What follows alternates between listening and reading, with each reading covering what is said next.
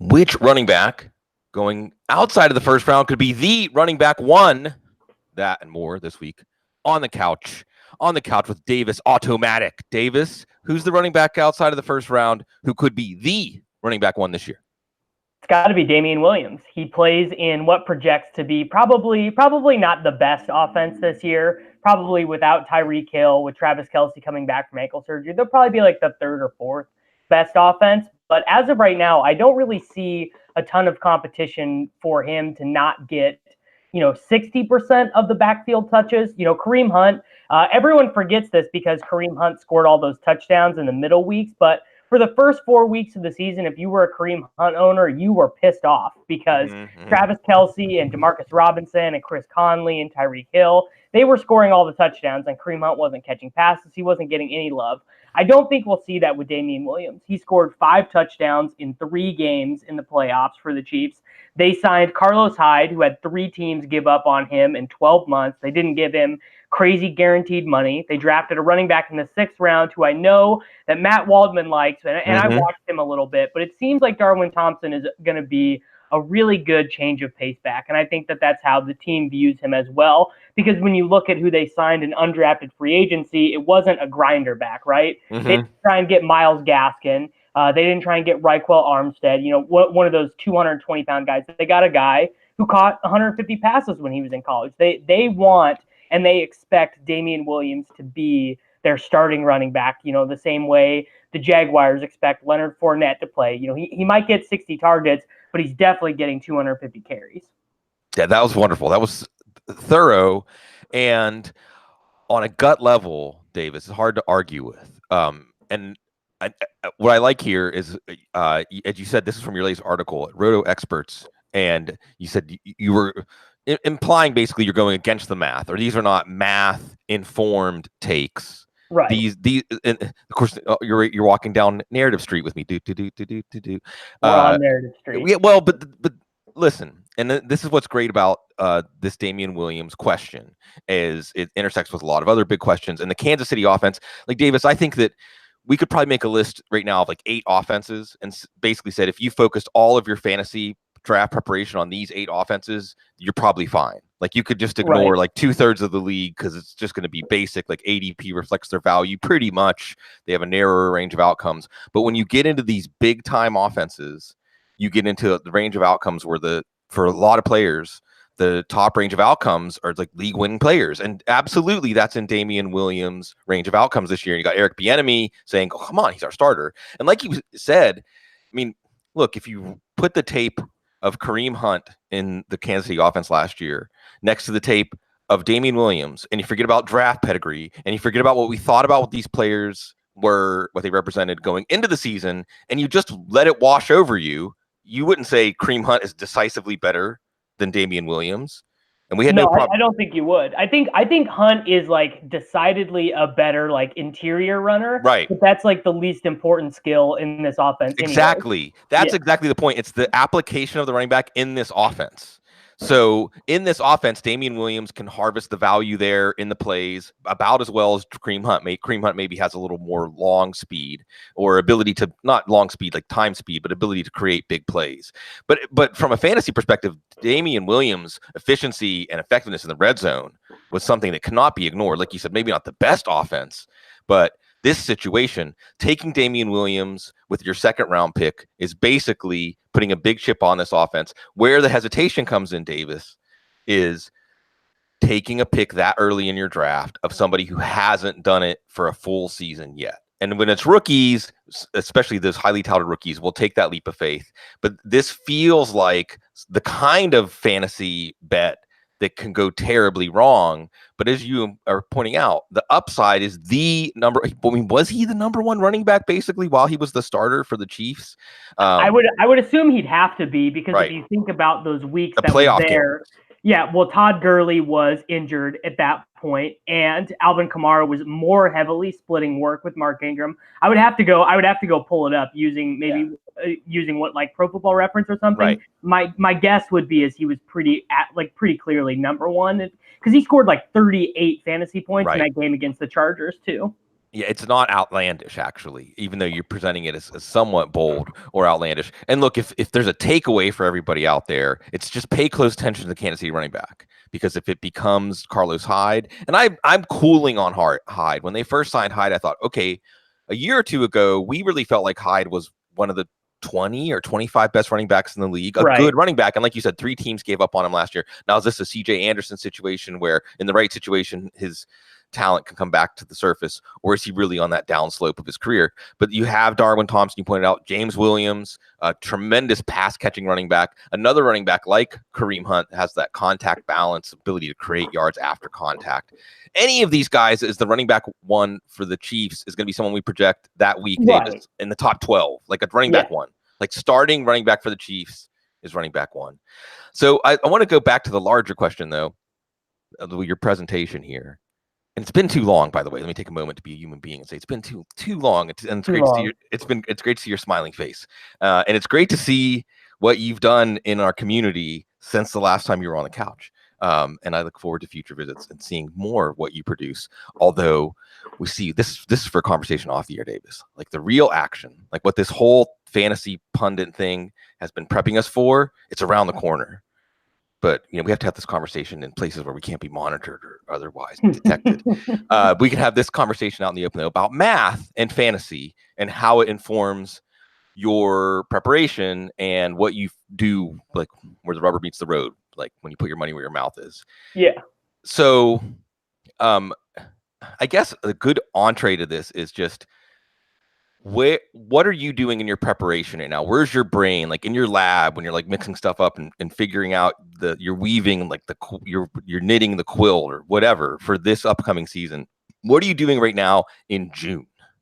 So me and Michael Leone and Drew Dinkmeyer, who are the daily Roto projection wizards, we have this gigantic Google document with 19 sheets and a million tabs. And basically what we have is for every single team, what it boils down to is we project every team from a team level down. So we start with, average points per game, yards per play, yards per rush. We project everything down to throwaway rate for the quarterbacks. And we use a lot of regression to get guys who don't have enough sample closer to league average. And then where the real work comes in is we go down to the micro level of projecting market share of rush attempts for every running back on every team, market share of pass attempts for every running back on every team. And then that soup, that gumbo, spits out the fantasy football projection. And I've basically been working on these projections since January, really.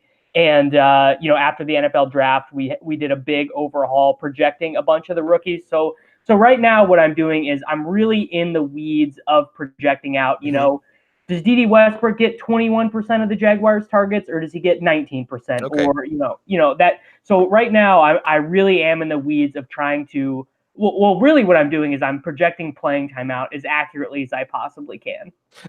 At one fixed data point. And this is why, and for everybody out there that does projections, I do weekly projections during the season. I have trouble doing season-long projections because what I want to do, I don't have the time to do, or I don't have enough attention to detail. I'm a starter. I come up with the ideas. Other people should do them and finish them. And the idea is that the real projection we should have for a season, it's much, and we can do this even on a weekly projection, but it's much more useful and insightful for the season long. It's really like a probability cloud. Yes.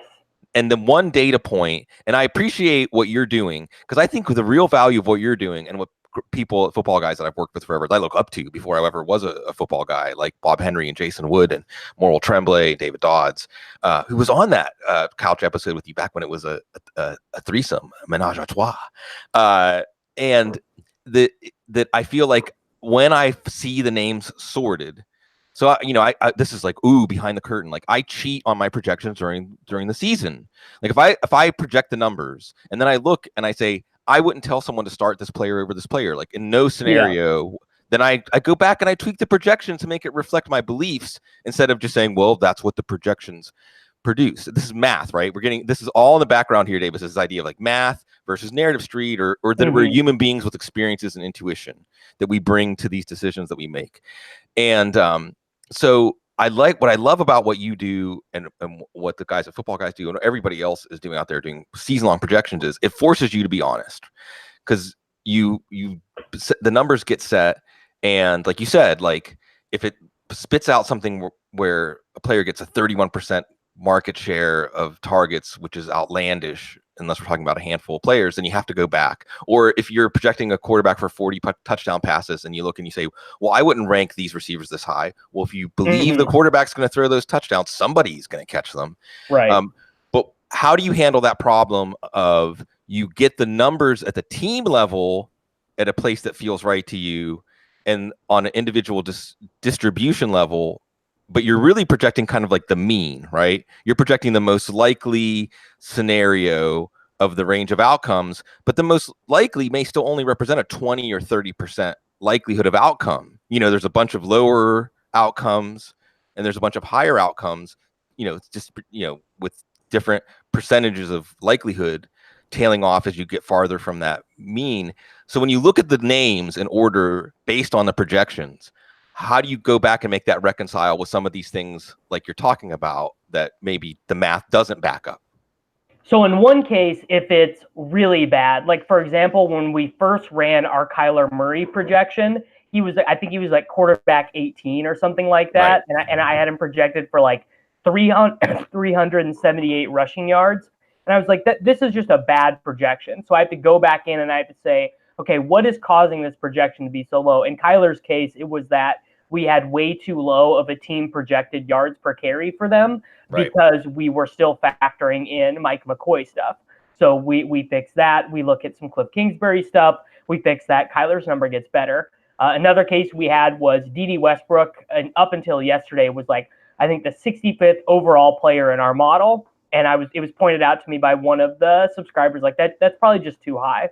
So I went and looked at it, and I had him projected for a 21% market share of the Jaguars targets, which I thought was reasonable. And then I went back and looked at some of the Jaguars numbers over the past years, and Marquise Lee, D.D. Westbrook, Dante Moncrief, none of those guys had been over 20% market share for like over a 4-game stretch at any point. So I moved that back down to 19%. So a lot of the times what it's doing is I'm just trying to see where are the blind spots or what is causing a projection to lag further than reality. So a lot of times it's going back in and just figuring out which input is really causing the numbers to look so weird. And then in other cases, sometimes sometimes you can't fix it. Right. Sometimes you can't fix it. And then that's the goal of the written content, is to explain, okay, look, this is the median projection for Cam Newton. And this is why the median projection very likely could be wrong on either side. That's the idea. Exactly. I think the number one task, this is why I live on Narrative Street, it's why I'm the mayor. The number one task we can do as fantasy analysts that spend all this time obsessing about this is describe for people, here's the range of outcomes, and look for these indicators. If you start to see these indicators, we're in the upper range, which can cascade out to other players also getting into their upper range. And if you start to see these indicators, negative, and maybe back away, or just know that we're in the narrowing the range of outcomes to the lower end of the range, and giving people, and then everybody else out there is doing that task. Like if you're that serious, if you're listening to this right now in June, then you're serious about fantasy football, right? Yeah, and you just compare notes, and then that one data point, that one ranking, I even honestly think that rankings are going to go the way of the dodo, like just 1 to 50 kind of rankings are going to go the way of the dodo, because that's not really what it's about. But it's a wonderful starting point. And I think that we will get to the point. And so if anyone else, and it's terrible. I'm so lazy, Davis. I'm a lazy man. I think that was a good David Byrne song. Anyway, is really we do have the capabilities now, Davis, to really mathematically create some sort of interface, because I have the IT background to conceive of this, where you can really translate that uncertainty, but a sense of knowledge of the range of outcomes into a distribution of these percents, where it'll give us like Josh Gordon, for instance, right? Like if you're being honest and projecting Josh Gordon for the Patriots offense, he's 0%, right? He has a 0% market share, and anything times 0 is 0. So he shouldn't be ranked.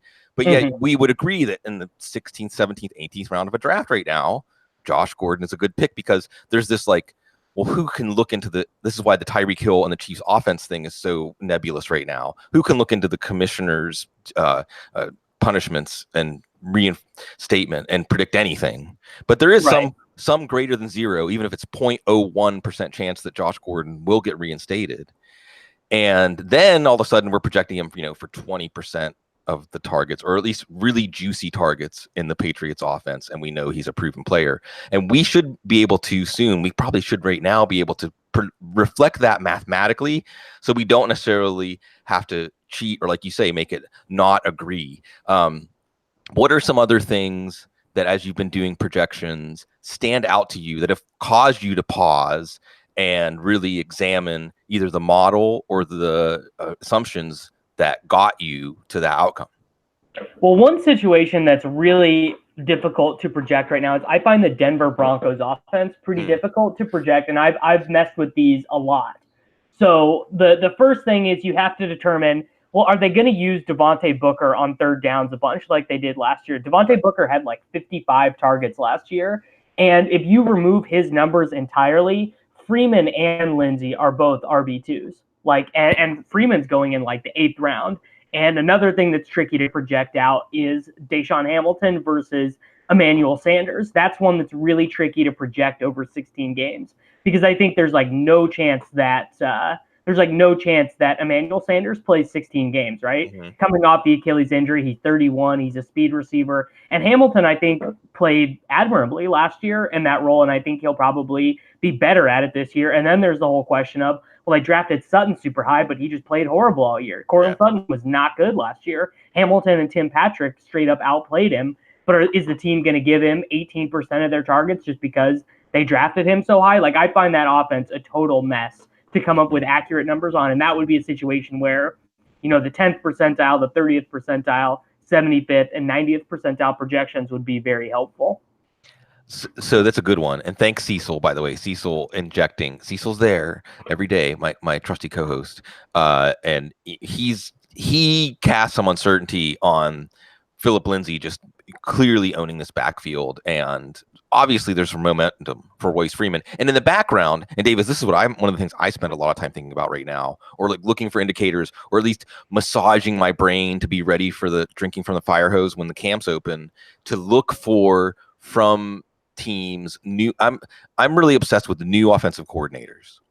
Almost all my analysis, Davis, over the last couple of years has been thinking at a highest level about the puppet masters and behind the offenses as the biggest factor that contributes to the size of the pie, and then everything else comes after that.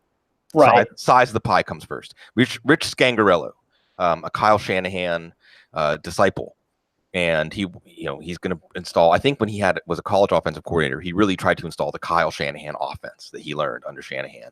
So it makes sense. Now we also have Joe Flacco, which you're like, Joe Flacco. But hey, I mean, it's better than what they've had at quarterback since the corpse of Peyton Manning won the Super Bowl. And you also have Mike Munchak, improved offensive line play. They got Jawan James. Hopefully he stays healthy. So you have a lot of possibilities for the Broncos offense to get better, which makes them interesting. But as you say, there's a lot of uncertainty, right? The Freeman-Lindsey thing. And let's just talk about Royce Freeman for a second, Davis, because he was a 3rd round pick. Everybody expected him to take over this backfield last year at this time. And another thing I think about a lot, Davis, is what was the ADP at this time last year? Or what was the ADP in August last year? Because we're looking at the hive mind and the wisdom of the crowd.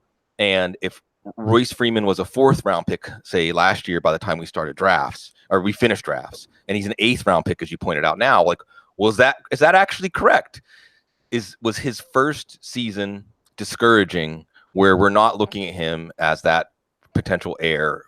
Or was it just that Phillip Lindsay was better than we expected, and Royce Freeman is still a good player with a new offensive staff that will have, and like you said, you take Devontae Booker, he's not even really a replacement level running back. I mean, Devontae Booker, it's just because of the amount of talent at running back in the NFL. Right. If they're rational, then like you said, Freeman and Lindsay can both get fed. So it seems like Freeman is a player that we like to invest in the 8th round, but he's going to be in a new system, which should improve for him footwork-wise, outside zone, instead of running behind a fullback, which he seemed awkward at last year. Well, yeah, I mean, look at the offense he yeah. played in the college. They spread it out. He caught passes. He was getting a lot. Like like Freeman was always going to the edge at Oregon. Mm-hmm. I don't know if I ever remember watching him at Oregon just go straight up behind his guard. Like I don't. They probably he looked like it was Jonathan Stewart tape all over again. I felt like I was watching like the reincarnation of Jonathan Stewart. I bet that Oregon didn't even like have a fullback. Honestly, like if I had to guess, Right. I bet they didn't even have a fullback. Or on their someone roster. like Pharaoh Brown or someone like that. Like that's this like ultra athlete who they just find a way to get on the field somehow. You know? Right. So I think being in a more spread out system will help. And I think, I mean, I guess the issue with Freeman's rookie year was he didn't score a ton of touchdowns, and I believe he only had 25 targets. And I sort of would have expected that to be closer to 50 or 60 the way he was being used. And maybe he just ran bad. Like maybe, he just ran bad to not get more targets. And I was not discouraged by Freeman's rookie year. There was definitely like a 6-game stretch there where Lindsey looked pretty dominant. But towards the end of the season, they were using them more at the same time. Like they were alternating series more towards the end of the year. And I think both of their ADPs are like profitable right now. I think you can get value from Lindsey in the 4th and Freeman in the 8th. I think they're both good. Yeah, I think so too. And I think that if there's going to be an improvement to really harvest the value of in this offense, it'll be the run game first. And then like you said, the receivers, I mean, you got Emmanuel Sanders, Achilles, and then you watch him just this week, the video came out of him running and he looks just like Emmanuel Sanders. Now, I say this, and Davis, as I say it, I say, well, what's the real payoff with Flacco to Sanders? But the thing is, Flacco will fixate on a receiver in a way that might not be best for the offense, but is best for that receiver's fantasy outcome. And like you said, Cortland Sutton, not ready for prime time. Deshaun Hamilton, he's an interesting player because of his potential to get a lot of those easy, short targets. And 90 catches isn't crazy for him. Yeah. But only if Sanders doesn't play a big role. Because like you said, he's not going to play 16 games, but is he going to play 14 or is he going to play like 7? Certainly seems to be ahead of schedule. But the passing game, because then you also have Noah Fant. We could talk about him if you want. The passing game is where at a high level sorting right now, Davis, I'm kind of like, well, goes back to the 8 offenses thing. Like Denver's pass offense isn't one that to me is going to create a real needle moving overachiever. But I feel one thing we can definitely kick to the curb, and you touched on it, was just Cortland Sutton. And I'm not ready to say give up on Cortland Sutton's career, but if he was going to present a lot of value this year, then I think you would have seen more signs of that last year in the time he had where he was the number 1 receiver. Yeah, he got, so when Emmanuel Sanders got injured, everyone just sort of assumed like, all right, Cortland Sutton, 12 targets a game, let's go. And he just got resoundingly outperformed by a 4th-round slot receiver from, a pro-style bad college offense who, like, theoretically, Hamilton should have taken more time to get ready to play in the NFL because he's playing against Big Ten corners. And, Cortland Sutton should have been a very good prospect who was ready to roll from day one, and he was not. Like, I was bummed out by how Sutton played last year. Yeah. Yeah, and I mean, some of it's quarterback play, maybe. Again, like I don't know how much there's a bounce just because of how poor the quarterback play was in Denver, but I don't know if it's going to be enough to really matter. Now, something else you wrote about in your 10 bold takes that would matter greatly is Juju Smith-Schuster. So this is almost like, Davis, I can really see like what your auction strategy would be, right? Because when you say Damien Williams could be the running back 1 and Juju Smith-Schuster could be the wide receiver 1, you really don't want a 1st-round pick this year. You're happy with 2 second-round picks, like 2 early second-round picks, and just pick those 2 up. Ping, ping. I mean, picking at like 6 this year, I mean, how miserable is picking at 6? Because once we go Zeke, David Johnson, Christian McCaffrey, Alvin Kamara, I mean, what are you doing? Kelsey. Yeah, you could make an argument for I think probably up to like 10 players to take at that spot. And yeah, that's miserable. I'd much rather pick like the 10th pick. Right, 9, 10, 11, 12. Yeah, that's really where you want to be this year because like in these best ball drafts, you can get Smith-Schuster and Odell Beckham both in the 2nd round, and I have them as my number 1 and number 2 wide receivers this year. So I think there's just sort of like a thing in the market where we're really weighing DeAndre Hopkins like game-to-game consistency over what I think the ceiling for Beckham and Smith-Schuster would be, because they're just going to be in better offenses. The Browns offense and the Steelers offense they'll just be better offenses than the Houston Texans offense will be. So Hopkins is going to have, probably the best market share of any wide receiver in the NFL. He's just going to see insane talk, or maybe not. Maybe your boy Kiki Cutie and Will Fuller, maybe they both stay healthy for 16 games, and all of a sudden Hopkins is at 26% instead of 32%, and that makes a difference for his his outcome at the end of the year. Yeah, there's a lot of really good stuff to sift through here that you just put on the table. So I want to go through and break down some of these things. First of all, I want to go Browns offense, right? So on that list of 8 offenses that you really need to care about, God, Browns are right up there. The Cardinals are probably number 1. The Browns might be number 2. And this comes back to your projections and your math, Davis. So how much is your optimism about the Browns offense as a whole reflected in your projections? How much are you projecting them? You don't have to give me specifics, but just in general, like, are you projecting the Browns offense like well beyond what the pie was, say, if you just base it on the last 8 games of Baker Mayfield last year? So the pie is bigger. This is a bigger pie because Todd Monken is the chef. Yes. And Todd Monken knows how to call NFL plays. Like that Tampa last year, right? Like, wouldn't you start with Tampa's pie and say, that's Cleveland's this year, but maybe with a lot better potential for the running game? Well, if you just line it up 1-to-1, you'd say Baker probably a better decision maker than Jameis Winston. Yes. So probably there'll be a few more sustained drives that would be turnovers in Tampa Bay.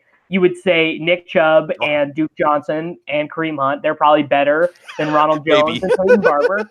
You'd say Odell Beckham and Mike Evans have different skill sets. Yeah, sure. You'd say draw.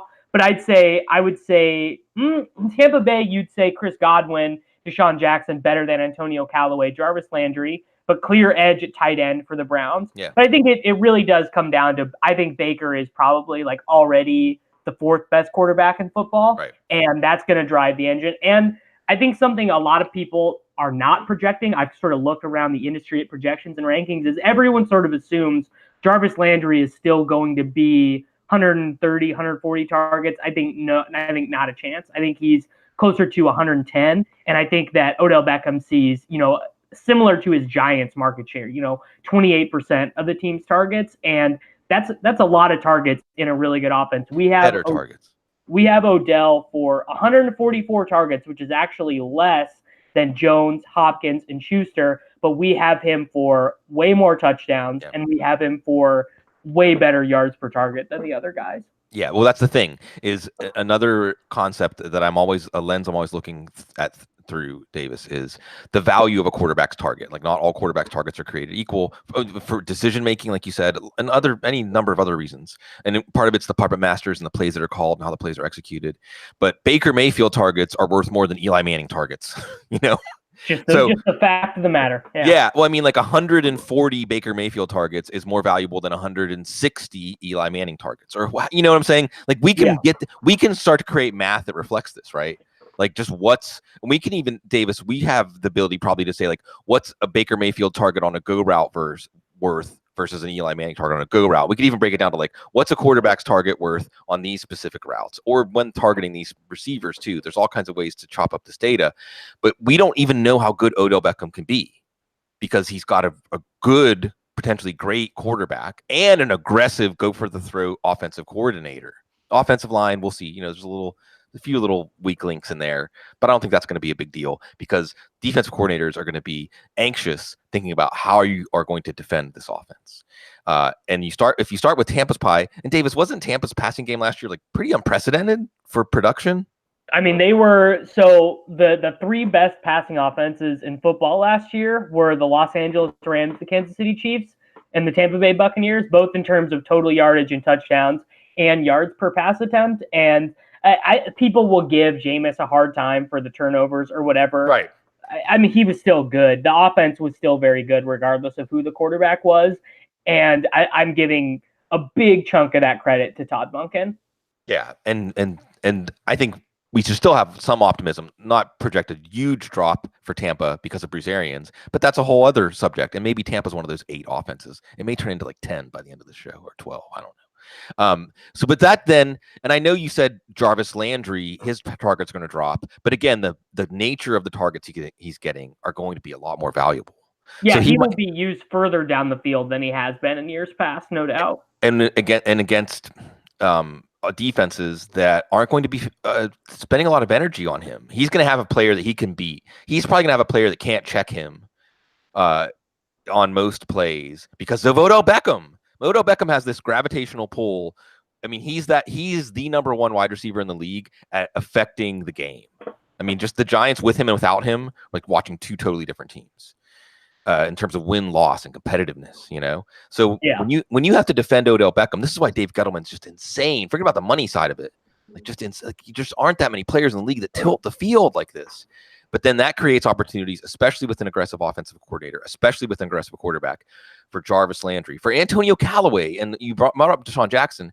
It's easy to forget that Deshaun Jackson was like, I don't know if he was the wide receiver one in fantasy football, but he was like a top 5 fantasy receiver to begin the season. And then he and Fitzpatrick even rekindled the magic, I think, a little bit.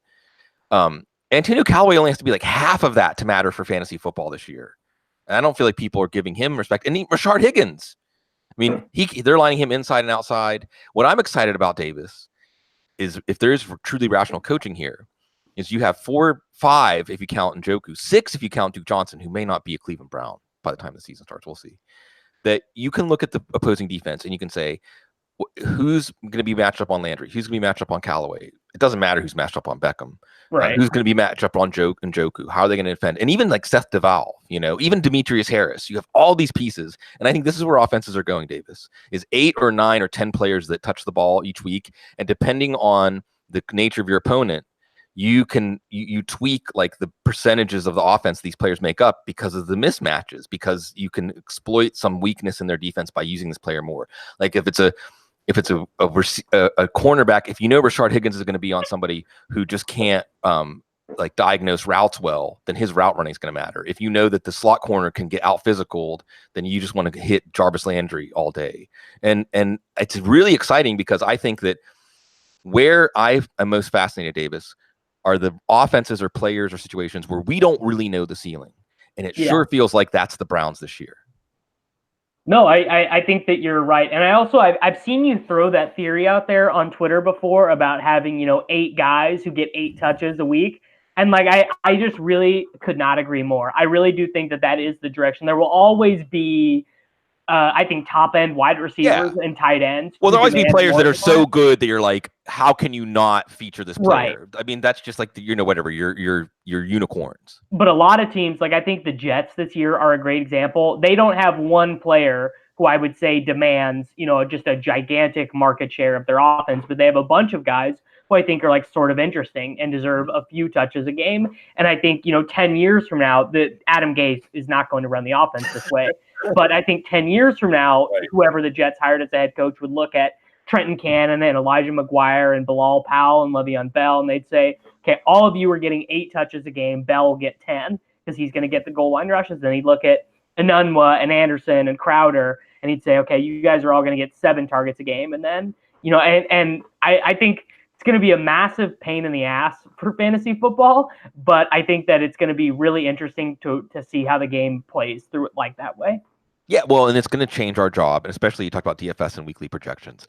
It's going to change our job to be more, my name is Sigmund, we're on the couch, to really kind of psychoanalyze the puppet masters and try to figure out what their angle is so we understand when given this puzzle of the defense they're facing the upcoming week, they're probably going to do something like this. The Patriots are probably the most fun team to do this with because you just gain such a respect for Josh McDaniels and Belichick and Brady and just the whole thing. Like I was watching the Patriots-Bears game from last year the other day. Great game. And it was just stunning to watch how the Patriots just ran the ball and got the ball out of Brady's hand quickly and just totally neutralized a defense that was causing nightmares for opposing offenses up to that point. And they did that so confidently. And that's what's exciting about Arizona too, is the idea that they're going to do something that we haven't seen before. And they're fully committed. This is why I'm excited about Arizona. they're fully committed. You can tell it by the draft picks. Like they've really given Cliff Kingsbury like the keys to a franchise. Davis, it's like what you would do, right? Like imagine if you got hired as a GM and they said, we want you to be the GM of this team. Like you wouldn't try to color within the lines to make sure that you kept your credibility in this new circle. No. You'd go strong to the hole. Yeah, I draft 4 wide receivers. I'd say Larry Fitzgerald, thanks for your services. You're getting 60 targets this year. We're only running out of the shotgun. Ricky Seals-Jones, if you want to be here, you're basically going to be a wide receiver. Charles Clay will keep you to block and jumbo sets, but you're not going to be an every down player. And Kyler, you better be ready to go because we're throwing 60 passes week 1. Right, like you're the point guard, you know. Yeah. Like it's a much more in terms of tempo, and all the signs are there in terms of tempo in the offense, in terms of the playbook, in terms of really putting the onus on the quarterback to. So you have in this is why Matt Waldman, I don't know, it was 10 or 12 or 15 years ago in the lexicon, he introduced the idea, a term that I latched onto, like quarterbacks playing within structure and without and outside of structure, right? And we really can do that as a high level organizer of understanding a quarterback and also then their fit in the NFL. And this is why in Narrative Street, let me ask you if this matters to you, Davis, because I like the way that you appealed the idea. I had Scott Barrett on last week, and there were so many times when Scott and I were talking both on the air and off the air, where he's like, people know me for my numbers, but actually like I'm very interested in the stories. Mm-hmm. And I'm very interested in understanding the larger arc and context. The story that Kyler Murray and Cliff Kingsbury like had eyes for each other for years. Does that persuade you at all when you imagine what this offense is going to be? Oh, big time. So a couple things. One is I'm a lifelong Oklahoma Sooners college football fan. So I've been following this Kyler stuff since he was at Texas A&M, and also further than that, I'm just like a lifelong Big 12 college football fan, and I've loved the evolution of that league from, when I was young, that was like the running the ball conference. Right. Texas would run the ball over you. Nebraska would run the ball over. Oklahoma had, 6 running backs at any given time. When Colorado won the national championship, it was exactly. Yeah. And now Big 12 football has become 5 wide receivers, 7-step drops, 60 passes a game, and it's great. So one, I do love Kyler Murray in general, but I also love the idea of Cliff Kingsbury being like the serendipity of him finally getting an NFL job, having the number 1 overall pick, when this quarterback that one fits his system perfectly, does exactly what he needs a quarterback to do, and a guy that he wanted to recruit and get to his team as a college student, ends up there. I think it's great. And there will be no team more interesting than the Arizona Cardinals this year, because they're going to do to the air raid in the NFL what Chip Kelly did to Pace. Remember when everyone said, this will never work, Chip Kelly's an idiot. They laughed him all the way back to UCLA. Well, now what does every good team do? What does every good team do? They looked at what Chip Kelly did and they said, no, this actually makes sense, and we're going to do the exact same thing. Right, of course, that's what. It's like, Davis. It's like when Chip Kelly died in the NFL, like his DNA was still passed on through things, because the NFL is a copycat league. See, this is where we could get into, Davis, the conversation I think we would really want to have, that the people really need, of the larger mindset. And that great Chuck Klosterman article about how even though football's audience leans conservative, football is unbelievably progressive. Like you can try anything, and if it works, this is the copycat league. Like if it works, you have this wide range where you can work within and try anything. The A11 offense, right? I mean, you can try anything, and if it works, like the smartest people, I think everyone would say Bill Belichick's the smartest man in football. Bill Belichick copies everybody. He steals from everybody. He was stealing from Chip Kelly before Chip Kelly was in the NFL. He was studying what Chip Kelly was doing. And Chip Kelly didn't fail. Chip Kelly forever changed the course of offensive football in the NFL. He failed as a personnel guy. He failed as somebody that you give like complete imperial power, which again gets to the conversation that we really want to have here. And like you said, like they're going to try something that is going to influence the NFL in the same way. They're going to go full air raid, and they've got the personnel to do it. So, but here, let's get back to actionable advice, because I do love telling the flowery stories. And what I love about Cliff Kingsbury and Kyler Murray just really quickly going back to the structure, inside outside structure thing, Davis, is that like Jared Goff is an extension of the coach kind of quarterback, and there are offenses that work best when the quarterback is the extension of the coach, like the Shanahan offense, like Jake Plummer and Brian Greasy in the Denver offense, right? Like they were just executing what the coach could see by putting the defensive disadvantage and executing that. And then there's the quarterbacks that play outside of structure well, like Patrick Mahomes is kind of like that. Yeah. And with Kyler Murray in this offense, Davis, it's almost like I think Cliff Kingsbury is giving Kyler Murray the keys to create the structure as he goes. Does that make sense? Yeah, it does. Like, and I think that Kyler will. It's going to be really interesting because he's going to really be a sink or swim guy. Like Cliff is not going to go into week one with some scripted plays and then be comfortable handing the ball off to David Johnson 20 times in the second half, even if they're losing. He's going to let him throw 5 interceptions in a game. Yes. He's going to let him get sacked a bunch of times. He's gonna be like, look, man, we signed up for this. Figure it out. What we want. Yeah. And I think that's going to be really cool because I think Kyler can do it. Yeah, and I think the Alabama game. Yeah. It's gonna really tilt people, I think, how good Kyler and Cliff are gonna be, because a lot of people thought Cliff was a bad hire. A lot of people thought Kyler's too small, too short. Kind of the same way that people get mad when Cam Newton succeeds. He just doesn't quite match what they think an NFL quarterback or an NFL player should carry themselves like. And Cliff and Kyler are going to take that even for. Although Kyler's kind of boring, he never really says any. At least Cam's sort of interesting. Kyler never really says anything interesting. No, he is.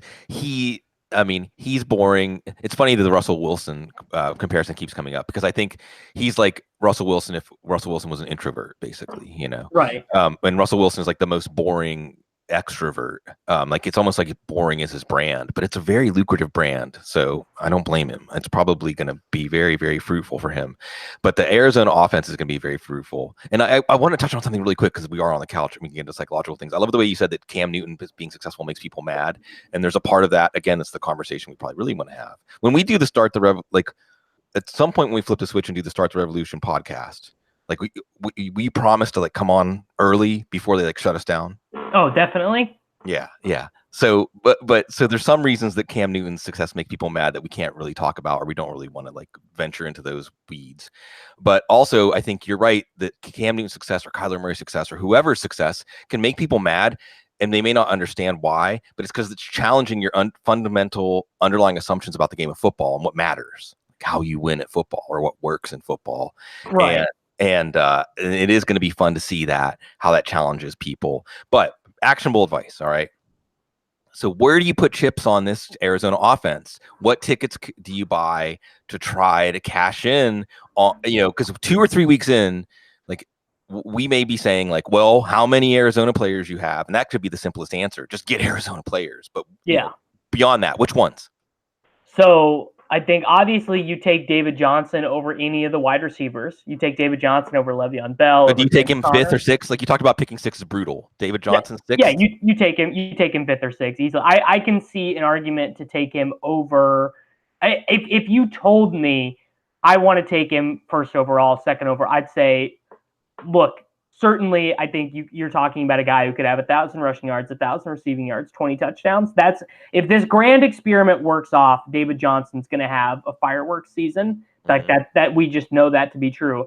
Is Barkley and Elliott and Kamara and McCaffrey, are they safer? Certainly. Their 50th percentile outcome is better than David Johnson's, but I think the 90th percentile outcome for David Johnson is definitely better than McCaffrey and definitely better than Zeke. I think Barkley's 90th percentile outcome is like he just has like 4 90-yard touchdown runs and just like has like insane numbers over the course of the year.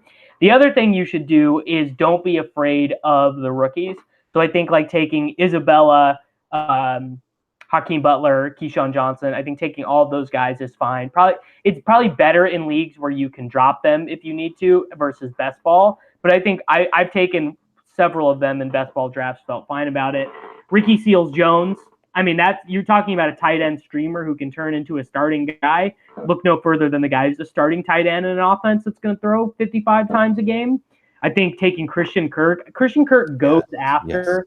Yeah, he goes after like just very boring, like Corey Davis, Golden Tate. Like Christian Kirk's upside just absolutely crushes whatever Golden Tate's possible upside would be. Like he's just so I just take Christian Kirk instead. And then, if you're feeling spicy, taking Kyler in the 8th round, it certainly does not follow the late round quarterback theory, but Kyler also has the ultimate Konami code season in him, right? Similar to what if you drafted Cam Newton in his rookie season when he had 55 total touchdowns and 800, this is the upside with Kyler.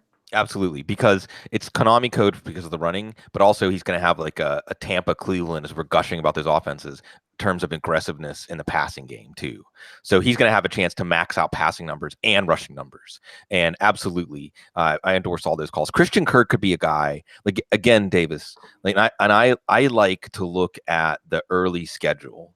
I like to project in my brain, like, well, what are these games going to go like? And in this one, I think it's especially interesting because we're psychoanalyzing these coordinators, right? We're psychoanalyzing how are they going to react to the puzzle of having to defend this offense with just college tape. And certainly going into the season, you're not going to obsess about, it's going to be a weekly thing, this preparation for the air raid offense. And a year or 2 or 3 down the line, when the air raid offense DNA gets more into the even more so, because it's already there, into the NFL offense DNA, then teams are going to look more. There was a great piece. I'm sorry, I forgot who put it out there about like Iowa State's defense and how they're defending the air raid and like just different approaches that NFL defenses probably don't have in their vocabulary yet, and they're not going to get it like in the first 4 weeks, right? And not when it's Paul Pasqualoni, who coached the Orange when I was there as a student. Against the Lions to open the season. Was it Wink Martindale in Baltimore? Baltimore's defense is good. I don't know. I mean, we'll see. And they're in transition. The Panthers defense, now that the Panthers got Gerald McCoy, man, I've got week 3 circled. That's going to be a fun game. The Panthers and the Cardinals, and then the Seahawks and the Cardinals. But you start to project this stuff out, and it's easy to picture a scenario where 2 or 3 weeks into the season, we realize, Christian Kirk's going to catch 100 plus balls.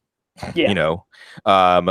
Hakeem Butler and Andy Isabella are going to have a weekly ceiling, not necessarily the most likely outcome, of 100 yards and a touchdown. And like you said, David Johnson could put in a season similar to the one that's like an all-time great season that he put in just a few years ago. And again, I think of it in terms of putting bets on offenses as opposed to thinking about it in terms of individual players, and just really trying to walk away from your draft mostly betting on certain offenses to exceed their outcomes, the highest level of outcomes. And one of the offenses you are bearish on, Davis, is the Patriots in one of your bold predictions. But is there like actionable advice here? Because I still feel like Julian Edelman could catch an absurd number of passes this year. I think everyone's fading Sony Michel now because of the knee anyway, and Damian Harris is because you said, hey, they can still run the ball well. Cheap. Yeah. Nobody's on Brady. Brady's like the 15th or 18th quarterback going. But I agree with you. But tell me what you saw in your crystal ball for the Patriots offense this year. So I think the issue that we're going to have is that those Julian Edelman performances that used to be like 7 for 117, they're going to be a little bit more like 7 for 85 now, or 9 for 85. Right. Yeah. And I think that we've just gotten used to a certain standard from the Patriots offense. And even if there's not a ton of actionable fantasy advice, like I think they really have 3 fantasy relevant players on the roster. I think it's Julian Edelman, I think it's Sony Michel, and I think it's whoever sort of wins that, and James White, obviously. But I think James White, there's definitely a scenario I see where White just maybe he gets nicked up early, or maybe he just starts out super ineffective and they go with Rex Burkhead in that 3rd down role. I've not touched James White. Even if I acknowledge that the ceiling is 110 catches, I think that the floor is really low because I think this offense just might struggle. I think they might win a ton of games 17-10 this year as opposed to 38-21 or whatever. It makes sense. I think that the one thing that I completely agree with you on is the idea of the per play efficiency going down, and it's more of a horizontal offense. And James White's a really tough nut to crack because his numbers last year, his year-end numbers don't reflect that when all hands were on deck in the backfield, Sometimes he was an okay play. Sometimes he was a little bit disappointing. And then there were some times that he got more opportunity because of injuries. And then he was like, we were projecting him in the top 5 those weeks and he was delivering. Now, is that less likely to happen this year with Damian Harris on the roster? Yes. It's less likely for him to have to take a larger part. They've been playing Cordero Patterson. How beautiful is that? Can we just take a moment, Oh, it was Davis? I really wish he was still on the team. And I hope Matt Nagy. You think Matt Nagy's going to do any of that? Oh, definitely. Because I think when you look at this backfield, they go, okay, we got Montgomery, we got Mike Davis, we got Cohen, but I think you got to project, 40 carries, 30 targets, something like that for Patterson. Like he's going to be in there because he really is just a very big version of Taylor Gabriel. Right. And then how exciting is it that maybe Kyle Shanahan's going to do some of this with Jalen Hurd in San Francisco? Yeah, I'm very excited to see what this offense looks like with healthy players, right? Right. Yeah. Like last year they were just sort of depressing, they were playing third string quarterbacks, running backs who, even the deepest dynasty guys were not wanting to no one wants to hold their Jeff Wilson Jr. shares. Like no one cares, right?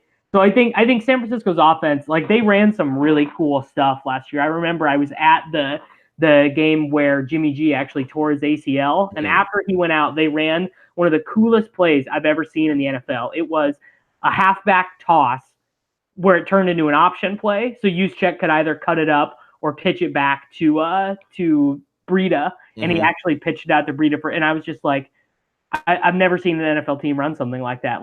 That's a high school football play, and I just love. I really want to support NFL teams doing creative stuff like that. Absolutely, because it's the kind of thing that while it introduces a different risk, and also one of the things, I'm going to say this so many times, people are going to get sick of it. Probably sick of me saying that before I say this. The Patriots drive when they won the Super Bowl basically was on plays they never practiced. It was just an observation by McDaniels that this personnel package will get them to put this personnel package on the field, but we can run these plays out of it, and they're not going to be able to defend it. 2 tight ends, 2 running backs, and spreading the field. And like you said, it's a high school play. Like a team's not going to prepare for Juszczyk being able to pitch it. Right. And you're counting on Juszczyk to execute the pitch and Breida to execute that play.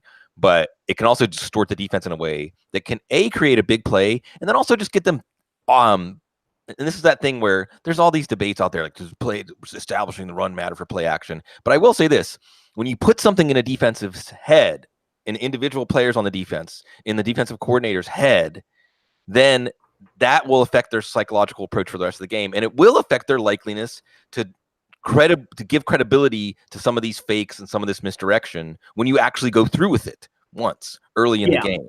So it's fun. And San Francisco is probably on that 8 or 10 or 12 offense list too. And I'm glad you pointed out Garoppolo's ACL because we don't know how good this offense could be. They just got Joe Staley locked up. Obviously this offensive line is stable enough to have a great offense around it. They have enough running backs. Matt Waldman said minions when we were talking about them, which I thought was fitting to think about. I've never seen a backfield, Davis, where all the running backs are basically the same. They have so many guys. It's crazy. Yeah, it's like one after another, and you almost like the effectiveness is going to be similar. It's just a question of who can stay healthy, and then Jalen Hurd. And then you add Hurd in there, and then you're just like, man, who knows? But and the same thing with the receivers, Pettis and Samuel and Goodwin. It feels like everybody's left Marquise Goodwin for dead. And by the way, folks, Goodwin was Garoppolo's guy when Garoppolo was slinging it when he first showed up in San Francisco. So I don't know why we're just leaving Marquise Goodwin for dead in drafts. I mean, I know Dante Pettis is good and Deebo Samuel is going to be good. I think Richie James is going to be good, even though it might not be with the 49ers. But this is an important offense. So do you find yourself wanting to put chips on players in this offense when you're drafting? So I think the difficult thing about this offense is I think they have already moved to a bunch of these dudes are just getting 6 touches a game. Yeah. The guys that I have taken chances on have been obviously Kittle.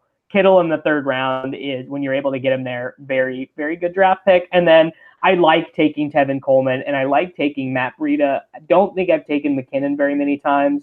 Jimmy is fine. But the wide receivers, though, not inspiring to me because I really think a lot of them play very similarly, and I think they're going to rotate a bunch. I don't think very many of these guys are going to play every snap of every game. And Goodwin, I think he's situational.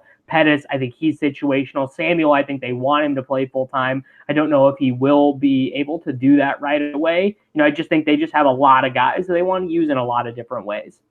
Yes, I agree with that. However, I will say this.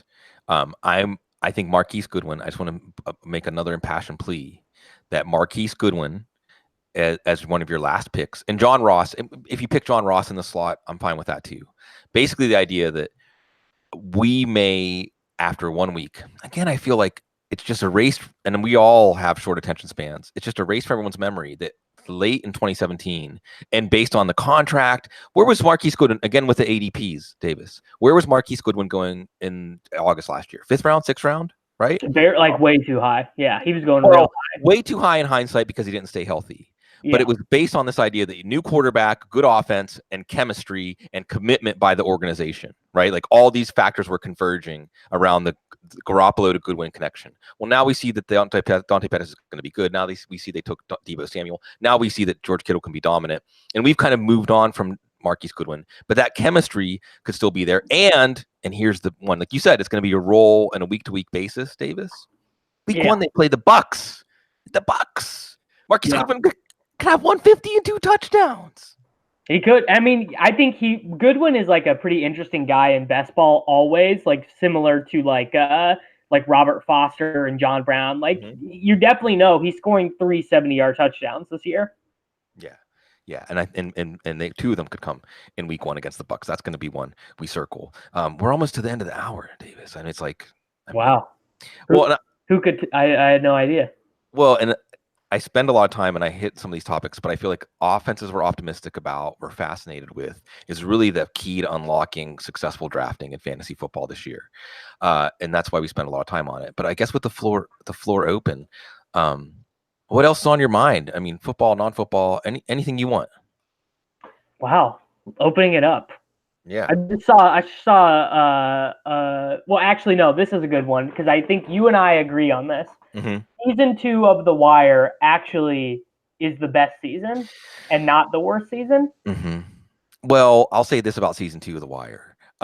It's become more relevant. So I remember watching The Wire during the W years. And I guess I'm going to just come out and like, anybody who's listening knows like what my politics or my ideology is, and it's somewhat radical. But watching The Wire in real time, it was about the W years. And just how dysfunctional things felt, and wow, that feels quaint now in the future, right. And season 2 really presaged some of the sociological factors that have to be part of the analysis of how we got to the place we're at in our country right now, where people that were a centerpiece of American prosperity were just forgotten. I mean, I'm down here in New Orleans. I mean, whatever. Speaking of forgotten people, we're just forgot. This is the city that the Hope forgot, right? Or I don't know if I got that right. I botch song lyrics and slogans and things in my brain because it's drug addled. Anyway, did I just say that out loud? I meant to think that.